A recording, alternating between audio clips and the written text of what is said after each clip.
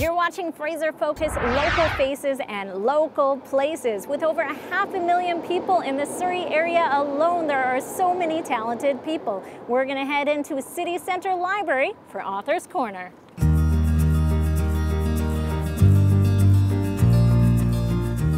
Joining us today, he was born and raised in Surrey. This is Bob Mackay, and he wrote the book, Soldier of the Horse. Tell me a bit about that. Soldier of the Horse is set in the First World War, the Canadian Cavalry, which is a lot of people don't know much about.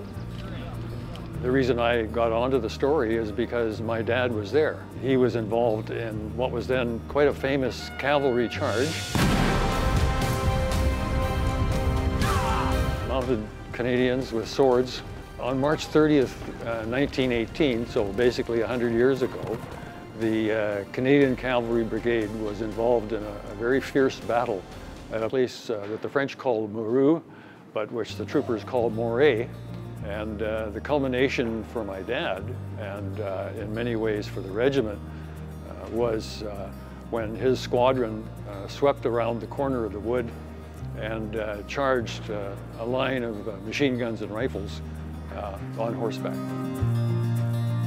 I wrote it as a novel rather than a history because I wanted to hopefully turn it into more of a page turner, which I was fortunate enough to win a prize down in the States. This is my first book. This is your first book? Yeah, my second one is set in a Canadian submarine during the Cold War, during the Cuban Missile Crisis. So this is Bob with Author's Corner. He wrote the one book. He also wrote Terror on the Alert. You're watching Fraser Focus. Stay with us.